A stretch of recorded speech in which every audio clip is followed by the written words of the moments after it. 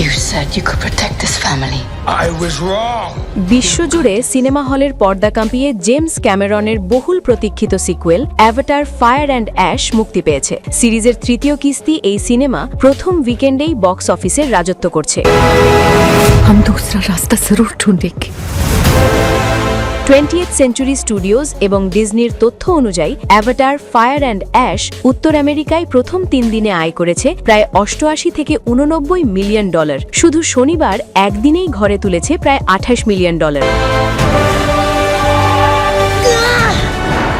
যদিও আগের কিস্তি অ্যাভাটার দ্য ওয়ে অফ ওয়াটারের 134 মিলিয়নের তুলনায় শুরুটা একটু ধীর গতির, কিন্তু আন্তর্জাতিক বাজারে এর দাপট অসাধারণ। বিশ্বজুড়ে প্রথম উইকেন্ডের মোট আয় 345 থেকে 347 মিলিয়ন ডলার। বিশেষ করে চীনে সিনেমাটি এখনও চার্টের শীর্ষে, আয় এখন পর্যন্ত 52 থেকে 57 মিলিয়ন ডলার। উৎসবের মরশুম এবং ভ্রমণের কারণে কিছুটা প্রভাব পড়লেও বিশ্লেষকরা বলছেন এর ব্যবসায়িক সাফল্য নিয়ে কোনো সংশয় নেই। অ্যাভাটার সিরিজ তো সবসময় লং রান করে, এবারও বিলিয়ন ডলার ক্লাবে যাওয়া নিশ্চিত।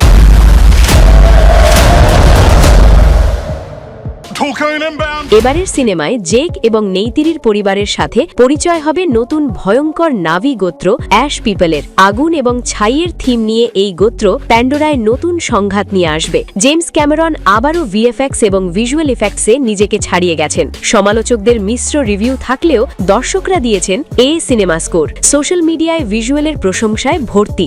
The matriarch rocks up. She's all tattooed, 330 feet. Piercings